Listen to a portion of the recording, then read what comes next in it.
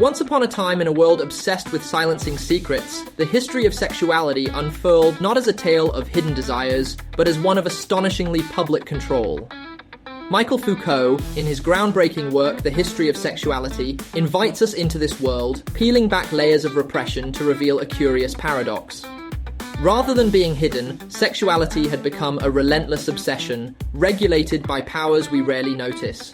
Imagine Victorian society, prim and proper, a world of buttoned-up collars and whispered scandals.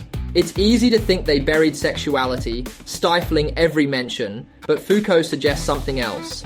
They didn't just silence it, they transformed it into something to be controlled, categorized, and dissected. From asylums to courts, doctors' offices to confessional booths, sexuality was scrutinized, its every expression stamped with a label. Deviant, normal, moral, sinful.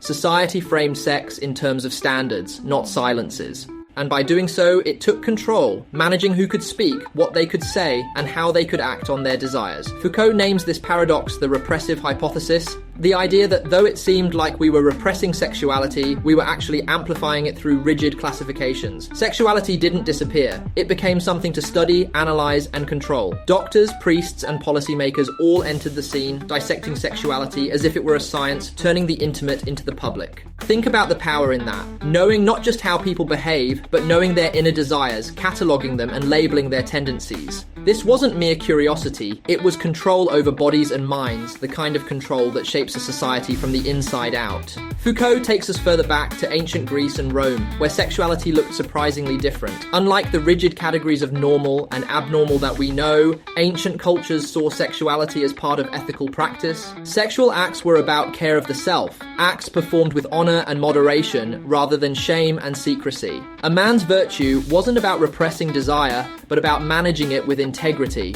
knowing that discipline and self-care were paramount to honor. This moral vision of sexuality faded with time, but it lingered as a ghost in the Western psyche, blending with Christianity's ideas of sin, guilt, and self-denial, creating the blueprint of repression we know today. In this journey through centuries of attitudes, Foucault paints sexuality as more than personal desire. It's a complex power game. It's where authority gets its hands dirty, regulating what's seen and unseen, what's loved and loathed. By tracing how sexuality is woven into the fabric of society's power structures, Foucault awakens us to a realization. Perhaps we are all still players in a game where rules were set long ago. These forces remain close to us, woven into institutions and habits that feel as natural as breathing. Foucault doesn't hand us easy answers. He leaves us with a question. What are the hidden forces shaping how we experience intimacy today? And as we ponder, we might just start to see modern sexuality through his lens, where control and desire walk hand in hand as they have for centuries.